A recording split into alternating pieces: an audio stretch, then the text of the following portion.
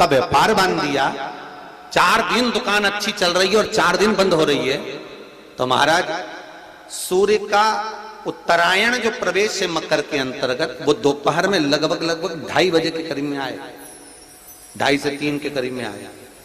तो निवेदन करूंगा मैं आपको ऐसा लगता है कि आपका व्यापार 4 दिन अच्छा चल रहा है, फिर गिर रहा है, फिर चल रहा है, फिर नीचे आ रहा है, तो जब मकर राशि के भीतर सूर्य प्रवेश करेगा 2:30 के लगभग में आएगा, शायद दोपहर में 2:30-3 बजे के करीब में प्रवेश करेगा, तो आपको ऐसा लगे या किसी की तबियत थोड़े दिन अच्छी हो रही है, फिर गिर रहा है, फिर अच्छी हो रही है, फिर बेकार हो रही है, फिर अच्छी हो रही है, फिर बेकार हो रही, दवाई खा रहे हो नहीं लग रही, तो आप जब मकर राशि में सूर्य प्रवेश करे, कल मकर संक्रांति के दिन उत्तरायण जब सूर्य के भाव प्रवेश करे महाराज, दोपहर में 2:30-3 बजे के करीब में प्रवेश कर जाएगा, इतनी बजे, तो प्रयास करना थोड़ी सी काली तिल्ली लेना महाराज जी, उसमें एक बमूल का कांटा लेना,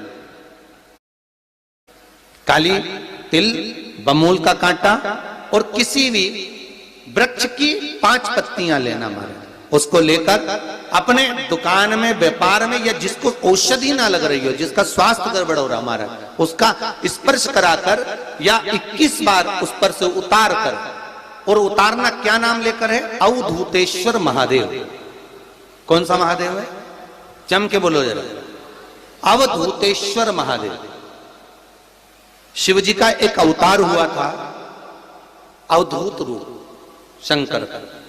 शंकर भगवान के उस क्रोध को, भगवान शिव के उस क्रोध को ब्रह्मा जी ने घोड़े का रूप दे दिया था और घोड़े को समुद्र में डाल दिया था। उस घोड़े से जलंधर हुआ था, फिर जलंधर का विवाह वृंदा से हुआ था। अर्थात शास्त्र कहता है कि अवधूतेश्वर महादेव का जो रूप है वो रोग का निवारण करने के लिए, व्यापार की वृद्धि को आगे बढ़ाने के लिए। आप लोगों ने कहीं कहीं देखा होगा, किसी किसी के ऑफिस में देखा होगा कि वास्तु शास्त्री कहते हैं कि दौड़ते हुए घोड़े का फोटो लगाओ। सुना है कि नहीं सुना? अरे बोलो तो, सुना है कि नहीं सुना? किसी वास्तु वाले के पास जाओगे ना तो वो कहेगा तुम्हारा ऑफिस अच्छा नहीं चल रहा ना, तो दौड़ते हुए घोड़े का फोटो लगाओ। जो घोड़े 4-5 घोड़े दौड़ रहे हैं उनका फोटो लगा। क्यों कहते हैं? उसका कारण क्या है? वास्तु शास्त्री ऐसा क्यों बताते हैं कि दौड़ते हुए घोड़े का फोटो? उसका शास्त्र प्रमाण शिव महापुराण करती है महाराज कि शिव का एक रूप अवधूतेश्वर है, जिसको ब्रह्मा जी ने घोड़े का रूप दे दिया और घोड़े का रूप देकर उसको समुद्र में डाल दिया, जिससे जलंधर की उत्पत्ति हुई। तो अगर मान लो, अगर प्रॉब्लम चल रही है, व्यापार में दिक्कत आ रही है, व्यवसाय में तकलीफ आ रही है, या किसी ना किसी रूप में कोई ना कोई कष्ट आपको लग रहा है, तो अवधूतेश्वर महादेव का नाम लेकर काली तिल्ली, वृक्ष की पत्ती और एक बमूल का कांटा लेकर, और आप दुकान में से उतार लो, चाहे शरीर पर से उतार लो, उसको ले जाकर किसी भी चौराहे पर उसको पटक दीजिए। चौरस्ते पर नहीं डाल सकते तो बहते हुए पानी में डाल दीजिए। बहता हुआ पानी ना मिले तो पीपल के वृक्ष के नीचे डाल दीजिए, पर उसको मकर राशि के प्रविष्ट भाव में ही डालना।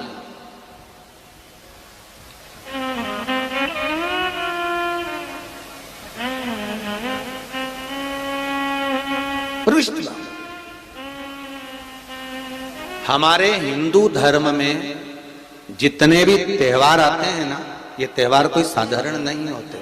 हमारे हिंदू धर्म में जितने भी त्योहार हैं, ये कुछ ना कुछ हमें सुख का भान कराते। एक भी त्योहार ऐसा नहीं है हिंदू धर्म का जो कि खाली जाए। बस हम उससे दूर रहते हैं, हमें आता नहीं है। बस एक साधारण भाव में हमने त्योहार मना लिया, पर उसका महत्व हम समझें, उसको जाने कि उसकी महत्वता क्या।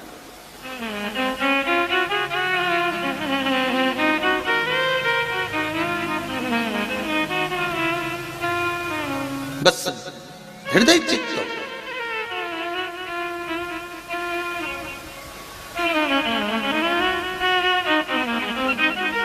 कोई किसी व्यक्ति ने मालूम पड़े कोई भूमि पर कब्जा कर लिया और नहीं छोड़ रहे, तो उसके लिए भी कल का दिन बड़ा महत्वपूर्ण है महाराज। उसके लिए भी कल का दिवस बड़ा महत्वपूर्ण है महाराज। मान लो अगर कोई कब्जा कर लिया हो और वो प्लाट या कोई दुकान, कोई व्यापार की स्थान नहीं छोड़ रहा, तो उसके लिए भी कल का दिन शास्त्र कहता है महाराज जी, शमी पत्र की 5 पत्तियां कितनी पत्तियां लेना है? 5। शमी पत्र की 5 पत्ती, बेल पत्र की 11 पत्ती। मकर राशि में प्रवेश करते समय सूर्य का स्मरण करते हुए सूर्य पे से 7 बार घुमाकर भगवान शिव का नाम मंत्र लेते हुए, जो शिव महापुराण का मूल मंत्र है, श्री, बोलिए जम के, श्री शिवाय नमस्तुभ्यम। शिव महापुराण के मूल मंत्र का स्मरण कर कर सूर्य पर से घुमाकर शंकर भगवान के शिवलिंग पर जो समर्पित कर देता है और चढ़ी हुई एक बेलपत्र शमी पत्र उस स्थान पर डाल देता है जो कब्जा नहीं छोड़ रहा। महाराज मंत्र का स्मरण कर कर सूर्य पर से घुमाकर शंकर भगवान के शिवलिंग पर जो समर्पित कर देता है और चढ़ी हुई एक बेलपत्र शमी पत्र उस स्थान पर डाल देता है जो कब्जा नहीं छोड़ रहा। महाराज 6 महीने के अंदर वो कब्जा छोड़कर भागता नजर आता। कर्जा अगर थोड़ा भी है और थोड़ी भी मात्रा का अगर कर्जा है तो उस कर्जे को चुकाने का प्रयास करें, और अगर नहीं चूक रहा तो कल सूर्य जब मकर में उत्तरायण भाव में प्रवेश कर रहा है तो 1 लोटा पानी कलश महाराज उसमें जल भर लीजिए और जल भरकर उसमें 7 दाने चने की दाल के डाल लीजिए। 7 दाने चने की दाल के डालकर उसमें थोड़ा सा कुंकू रौली थोड़ी सी इसमें डाल लीजिए। 3 शमी पत्र, 1 बेल पत्र उस जल के अंदर डाल लीजिए महाराज, और डालकर सूर्य नारायण भगवान को दर्शन करते समय, जल छोड़ते समय उत्तर की ओर, आपके घर से जब उत्तर का जो भाग हो उस ओर जल का भाग थोड़ा सा छोड़े। आखिरी का बचा हुआ जो जल और बेलपत्र और शमी पत्र है एक साथ जब पूणे तो जितना अपने मन में भाव हो कि हमारा इतना कर्जा है बाबा वो चूक जाए, या कोई पैसे नहीं दे रहा है उसका भी स्मरण कर सकते हैं कि हमारा इतना रुपया लेना है, और वो जल शमी पत्र बेलपत्र उसी समय पर नीचे डाल देना, उसका छींटा थोड़ा सा अपने ऊपर लेकर प्रवेश कर महाराज। ज्यादा से ज्यादा 5 महीने 6 महीने कहीं ना कहीं बाबा ऐसी कृपा कर देता है, कोई सहयोग, कोई धन, कोई संपदा, कोई व्यापार ऐसा बना देता है कि पैसा हाथ में आता है और कर्जा चूक जाता है। ये बाबा ही। और एक बात का याद रखना, हमें किसी से लेकर नहीं देना कर्जा, भगवान से ये निवेदन करना है हमको कि बाबा हमको ऐसा व्यापार दे, ऐसा धन हमारा खुद का दे जिससे हम अपने पैसे से कर्जा चुका। मालूम पड़े कर्ज मुक्ति के लिए कल आप लोग अर्घ अवश्य दें, सूर्य का स्मरण करें, सूर्य देवता का, और अर्घ प्रदान करें। निवेदन एक और है,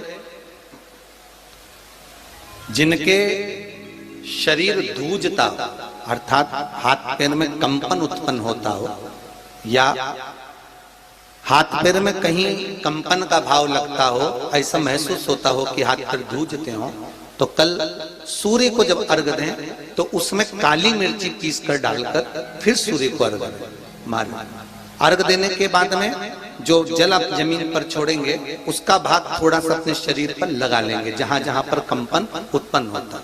या कोई डॉक्टर आपको बोल रहा है कि बाईपास करवाना पड़ेगा या कोई नस चोक हो गई हो, तो उस स्थान पर भी आप उस जगह पर भी उस जल को अवश्य लगाएं, काली मिर्ची का पीसा।